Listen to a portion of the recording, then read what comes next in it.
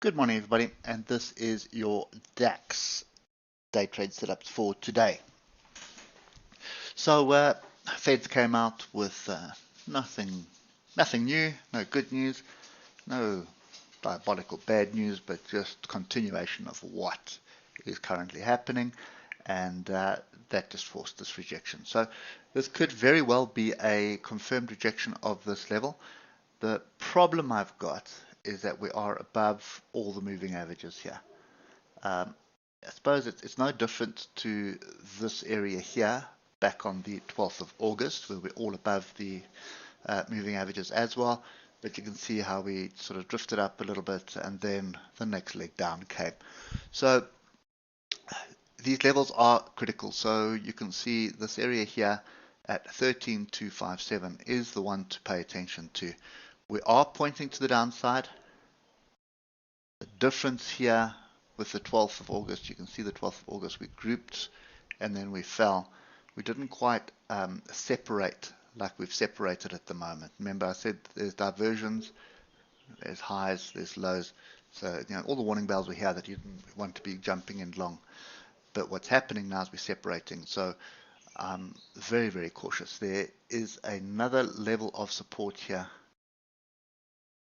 which is just over here. You can see we have tested it in the past, but I suspect we probably bounce off that and then move.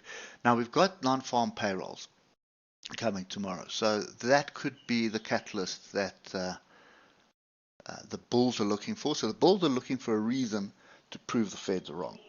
So the Feds are saying they're going to keep raising interest rates. They've obviously got a target in mind. They're not going to raise it, keep raising it continuously. They've got a target in mind, and obviously they're analyzing a whole lot of data because all their decisions are made on data. And one bit of data that would impact that would be non-farm payrolls. So job market is a very good indication of what's going on. But it's a fine line that they're playing right now, and keep raising interest rates. Some businesses can't, that are sort of working on the fringes with their cash flow, puts them under pressure. The risk of them going out of business is there.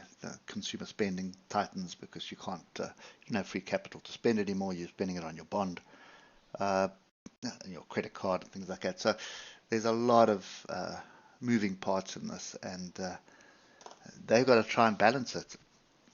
And investors are obviously trying to make a return for their customers, and very difficult to do when the market's falling.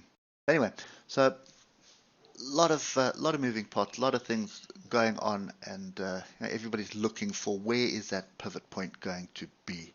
It obviously was not, it didn't happen yesterday, so we need to wait another 30 days for the next Fed meeting to see what's going to happen. But anyway, we are in a zone of support. This is the critical part here. So you've got 13,077 and you have 13,257.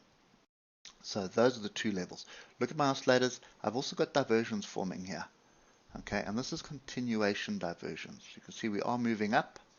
We've got a higher low. You can see there's a low, there's the last low there. Take the fractals as your low, and then look at what the bottom of the oscillators are doing. You can see there's a swing low and a swing lower. So that is continuation diversions. It did happen here as well, between there and there.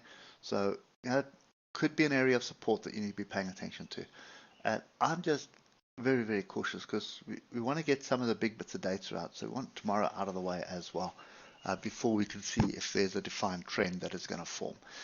These gaps, as I've been saying pretty much every time in my videos, these gaps have kind of closed. There's still another one open down here. There it is there, and we've got tails onto it, but we don't have a body close there. So look at the oscillators on the hour. We have grouped to the downside. We are below the 155, and we have a bit of a crossover here. So I would only be interested to see what is going to happen in this area here, and that is 13,257 and 13,212. If we get a rejection there, then you're looking to move back down to this level here. And 15 minutes is the chart of choice for me this morning. And you can see we're already grouping to the upside.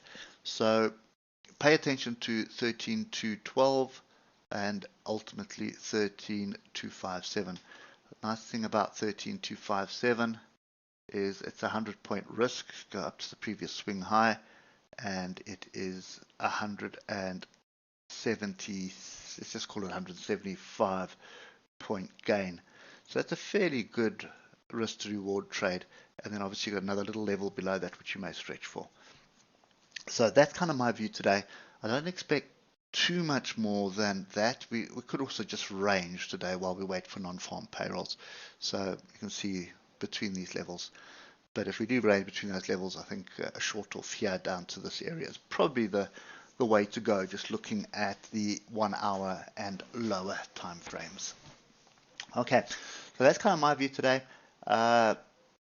If we don't go anywhere and we just stay off in between these levels, then I'm set on hands. I'm not bothered in it, and I'm also not interested in buying just yet. I think we're going to need a little bit more structure to convince me to look for a long. Anyway, hope that helps, and we'll catch up with you tomorrow morning. Cheers for now.